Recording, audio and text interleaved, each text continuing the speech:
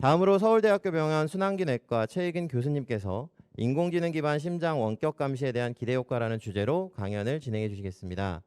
최익인 교수님께서는 서울대학교 의과대학을 시작으로 동대학원 의학 석사, 박사를 거치시고 현재 서울대학교 병원 순환기 내과 교수로 재직하고 계십니다. 부정맥 분야에서 디지털 헬스 기술을 이용한 진단 및 치료, 성적 향상의 신념을 가지고 활발한 연구를 하시면서 새로운 치료 방식의 장을 열어가고 계십니다. 최익인 교수님의 강연을 들어보도록 하겠습니다. 참고적으로 최익인 교수님께서는 진료 일정으로 인해 사전 녹화로 진행되는 것을 이해해 주시기 바랍니다.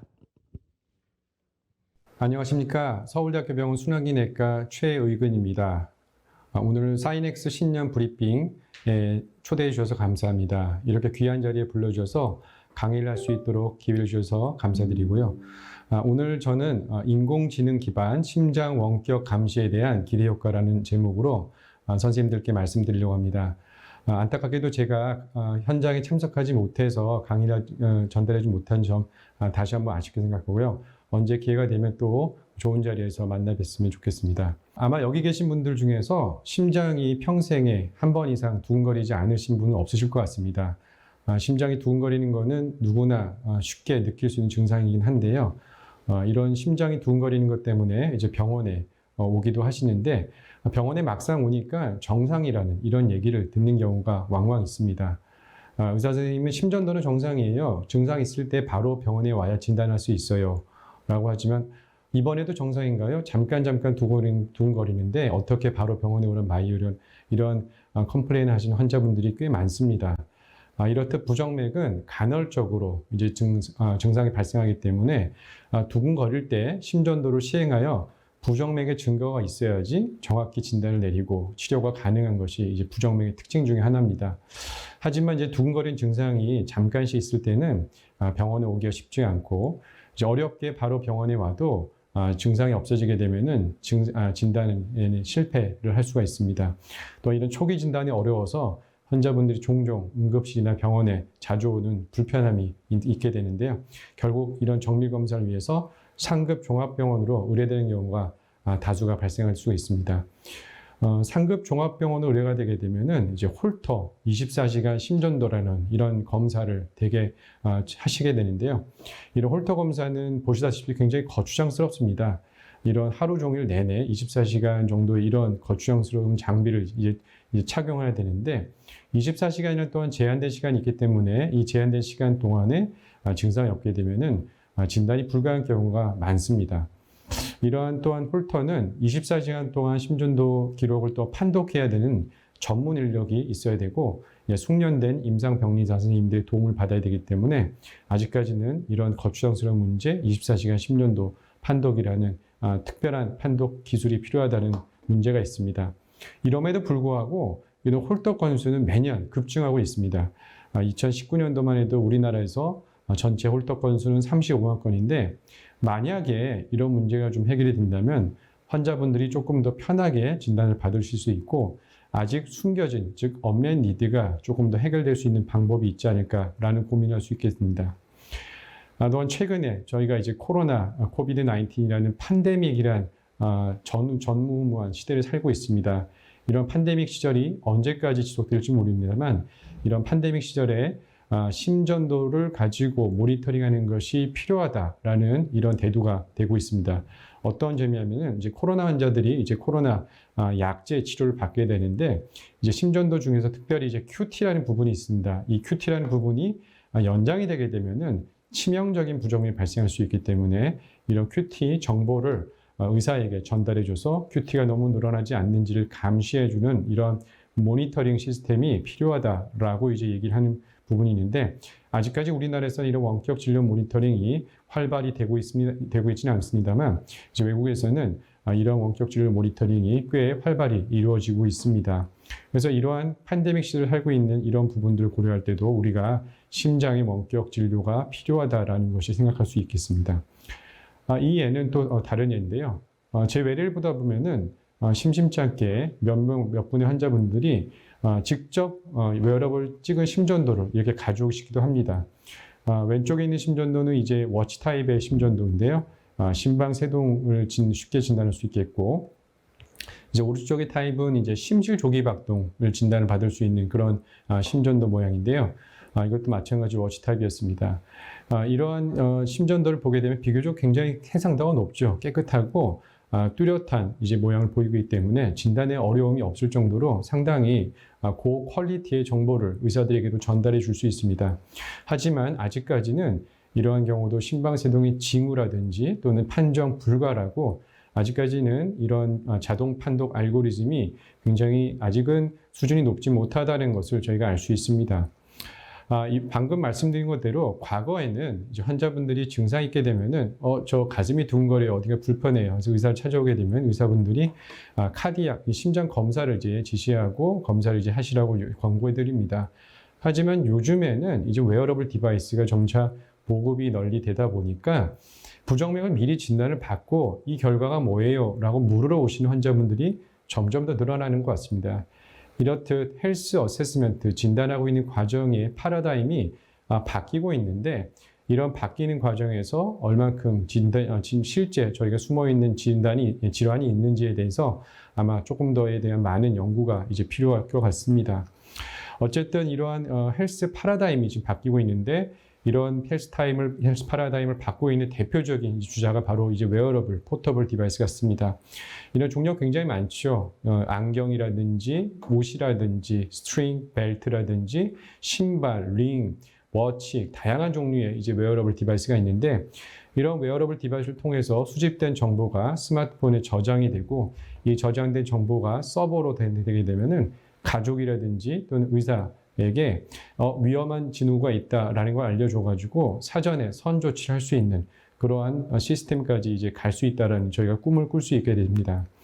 이런 웨어러블 디바이스를 통해 가지고 다양한 종류뿐만이 아니고 얻을 수 있는 정보가 심전도뿐만이 아니고 심박수라든지 또는 혈압 또는 호흡수, 체온, 옥시전 세추레이션 다양한 정보가 이제 얻을 수 있겠죠. 이런 정보를 통해 가지고 환자분의 생체 징후를 정확히 판단할 수 있는 이런 것들이 점차 앞으로는 미래 의학에서는 많이 보편적으로 사용될 것으로 예상이 되고 있습니다. 이 그림은 1902년도에 심전도를 처음 발명한 이제 아인토벤 박사님의 그림인데요. 이때는 심전도라는 심전도를 찍기 위해서는 이만큼 큰 갈바노미터라는 기계를 이제 써야 됐습니다. 심전도는 쉽게 말해서는 심박동과 관련돼 나타나는 전이 변화를 체표면에 부착된 전극을 통해서 이런 그림으로 기록되는 것을 심전도라고 얘기합니다. 쉽게 말씀드리면은 우리 면의 체표면에다가 전극을 어디다 갖다 대게 되면은 거기에 흘러가는 전류의 변화를 가지고 이제 그림으로 나타내기 때문에 이런 큰 기계가 아니더라도 심전도가 가능하겠다라는 생각을 할 수 있겠습니다. 이런 대표적인 것들이 이제 얼라이브 코어에서 나왔던 핸드헬드 웨어러블 디바이스가 있습니다. 이런 카디아 모바일은 손가락 양쪽 끝을 이 체표면을 이제 전극에 갖다 대게 되면 깨끗한 신호가 나오죠. 또 카디아 모바일 6L이라는 것은 이쪽 손가락 2개뿐만이 아니고 다리 쪽에 갖다 대게 되면은 3개를 통해 가지고 6개 채널에 6개의 신호를 얻을 수 있겠고 이제 카디아 밴드라는 것도 이제 나올 수가 있겠습니다. 또 대표적인 또 워치 타입의 웨어러블 디바이스가 있습니다. 대표적인 것이 이제 애플 워치나 삼성의 갤럭시 워치가 대표적인 것인데요. 이것은 이 워치의 뒷표면은 손목에 붙겠고요.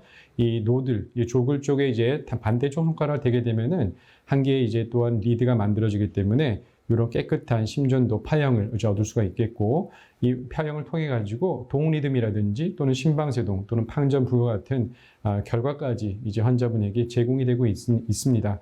상당히 많이 보편적으로 사용하고 있죠. 이렇게 앞에서 말씀드렸던 거는 환자분이 증상이 있을 때 또는 간헐적으로 이제 이런 측정이 가능한 방식인데요. 이에 비해서 지속적으로 모니터링하는 이제 웨어러블 디바이스도 있습니다. 이런 체스트 밴드형 타입도 있겠고 스마트 셔츠 같은 타입도 있겠고 또는 카트라고 링 타입의 PPG 센싱 디바이스도 있어가지고 이제 지속적인 모니터링이 가능한 이런 웨어러블 디바이스도 점차 보편화되고 있습니다. 이런 카트라는 링 타입 디바이스는 이제 스카이랩스에서 개발한 건데 이것은 특징적인 것은 그냥 심전도 신호뿐만이 아니고 손가락 지나가고 있는 혈류를 이제 감지해서 그것을 이렇게 파형으로 나타내주는 이제 포토플레티스모그래피를 이제 그래프로 나타내주고 있습니다. 또한 반대쪽 손가락을 갖다 대면은 리드가 돼서 ECG 그래프가 깨끗하게 나오는 것을 볼 수 있고, 이를 통해서 심방세동의 버든이 어느 정도 되는지까지도 정량적으로 제시해 줄 수 있는 장점이 있습니다. 또한 지오 패치는 이제 웨어러블 디바이스라고 하기보다는 이제 싱글 리드 ECG라고 불리는 장비인데요. 이것은 미국에서는 최근에 이제 홀터를 대신할 만큼 굉장히 많이 보편화된 장비입니다. 아까 홀터보다는 조금 더 간편한 작은 장비고, 이제 이 싱글 리드 ECG로 통해 가지고 심전도를 측정하고, 이렇게 한 2주간 붙이고 이거를 다시 반납하게 되면은 이제 판독을 해가지고 이제 판독 결과를 환자 또는 의사분에게 이제 전달해 주는 이런 서비스를 지금 하고 있습니다. 한국에서도 이런 서비스가 이제 보편화되고 있는데요. 이런 싱글 리드 ECG를 통해 가지고 얻어진 신호가 스마트폰을 통해서 바로 연동이 돼서 판독이 된다든지, 아니면 메모리 칩을 통해서 판독이 되는 이런 시스템이 되고 있고, 최근에 이런 싱글 리드 ECG가 보험 수가까지 받게 돼 가지고 조금 더 보편적으로 많이 사용될 것으로 예상이 됩니다. 이런 포터블 또는 웨어러블 디바이스는 리모트 모니터링 여러 가지 특성 중에서 가능한 장비도 있고 가능하지 않은 장비도 있습니다. 지오 패치는 메모리 타입으로만 움직이기 때문에 리모트 모니터링은 적절하지 않은 타입으로 알려져 있고요. 또한 심전도뿐만이 아니고 혈압이라든지 체온이라든지 옥시젠 세츄레이션 같은 산소 포화도 같은 것들을 측정하는 것과 하지 못하는 장비들로 이제 구분할 수가 있습니다. 오늘 말씀드릴 내용 중에 하나가 이제 심방세동이라는 부정맥인데요. 부정맥의 종류가 참 많습니다. 그 중에서 제가 오늘 특별히 이게 이런 원격 진료 또는 웨어러블 디바이스와 관련돼서 말씀드릴 거는 심방세동인데요. 이것은 왼쪽은 정상적으로 우리 몸에서 한 박자 한 박자 이제 심장이 뛰고 있는 그림을 나타내고 있는 건데, 심방세동은 굉장히 불규칙한 이제 KO 상태에 심장의 리듬이 빠져 있습니다. 그렇기 때문에 이제 굉장히 이레귤러, 불규칙한 굉장히 맥박을 이제 보일 수가 있겠고, 이런 것으로 인해서 환자분들이 불편함, 두근거림 또는 가슴 답답한, 호흡곤란 같은 증상이 나타나는 것뿐만이 아니고, 이런 것이 생기게 되면은 심장 몸 안에 피떡이 발생할 수가 있습니다. 이제 피떡이 떨어지게 되면은 뇌졸중이나 전신색정증이 생겨가지고 큰 문제가 발생할 수 있겠죠. 그래서 이런 것을 사전에 예방하는 것이 무엇보다 이제 중요할 것 같습니다. 이런 심방세동은 또한 특징적인 게 초반에는 나타났다 안 나타나는 간헐적인 타입을 보이다가 점차적으로 심방세동이 진행되게 되면은 지속성 타입으로 변하는 이런 특징을 보이고 있습니다. 그래서 심방세동이 초기에는 진단을 받기 어려운 그런 특징을 보이고 있어서 요런 시기에 뇌졸중이 발생하게 되면 참 안타깝습니다. 그래서 저희가 심방세동을 선별을 잘해서 검사를 해서 미리 뇌졸중 예방하는 치료를 하게 되면은 환자분들이 뇌졸중을 줄일 수 있다는 그런 것이기 때문에 잘 진단하는 것이 굉장히 중요할 것 같습니다. 이런 심방세동 선별검사, 특히 대규모 라지 스케일의 스크리닝했던 스터디가 바로 이제 애플하트 스터디인데요. 이건 스탠포드 대학과 이제 애플이 같이 이제 공동으로 만든 연구인데요. 이것은 이런 워치의 뒤에 있는 이제 펄스를 감지할 수 있는 센서에서 펄스를 이제 계속 감지하고 있다가 너무 이레귤러한 게 자주 나타난다 하면은 사용자에게 이제 알려주게 됩니다. 그럼 사용자가 그러면 이걸 가지고 텔레스 닥터와 연락을 해서 얘기를 하고 오케이 동의하면은 ECG 패치를 붙이게 되고, 이 패치를 반납하게 되면은 그 결과 가지고 다시 상의하는 이런 시스템으로 운영을 했습니다. 한 8개월 정도 이제 시스템들을 운영했는데요. 놀라운 것은 한 42만 명 정도 환자가 비교적 빠른 시기에 8개월 동안에 이제 코호트가 만들어졌고, 이 중에서 한 2,100명, 0.5% 정도 환자에서 이레귤러 펄스가 이제 발견이 됐고, 이 중에서 심전도를 실제 붙여서 심방세동까지 진단받은 사람은 한 34%입니다. 어떻게 보면 이 숫자 자체가 그렇게 높지 않은 걸 볼 때는 일대가 낮은 실패한 스터디라고도 생각할 수가 있지만은, 이러한 연령이 높은 65세 이상에서는 꽤 많은 사람들이 이레귤러 펄스를 이제 발견되는 것을 볼 수 있고, 그 사람들 중에 3분의 1은 실제 심방세동이 이제 발견되는 그런 것을 볼 때도 이게 결코 적지 않은 환자들이 이런 스터디로 등록될 수 있다, 스터디로 AFib 발견될 수 있다는 것을 저희가 알 수 있는 스터디였습니다. 이런 비슷한 스터디가 중국에서도 했던 후아이 하트 스터디가 발표가 됐는데요.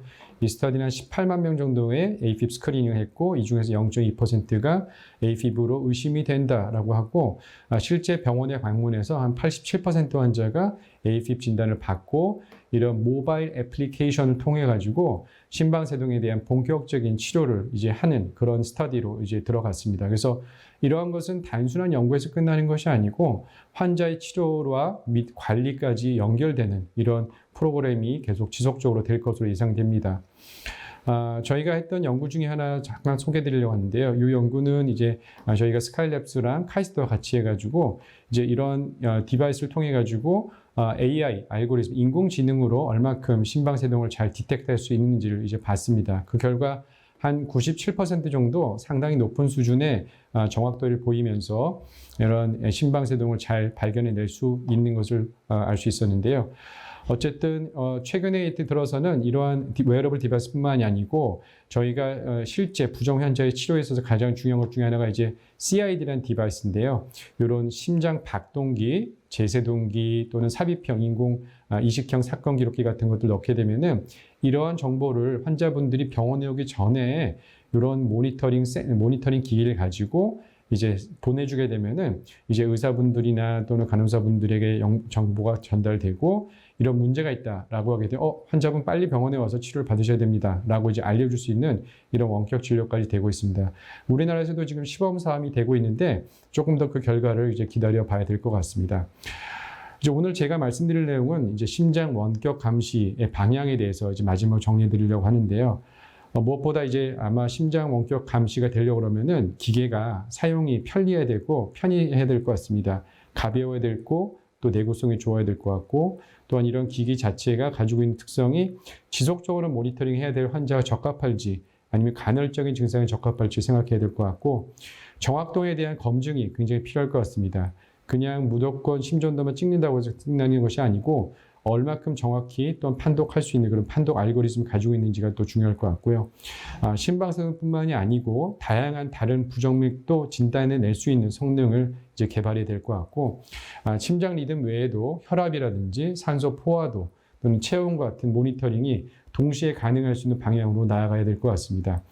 또한 마지막으로는 이제 인공지능 알고리즘 아직은 이제 초창기입니다만 이런 고도화 작업을 통해서 이런 알고리즘을 통해서 부정맥 진단 및 모니터링이 조금 더 활발하게 잘 이루어지는 방향 쪽으로 가야 되지 않을까 싶습니다. 이상으로 경청해 주셔서 감사드리고요. 언젠가 또 기회가 되면은 만나 뵙기를 기다립니다. 감사합니다.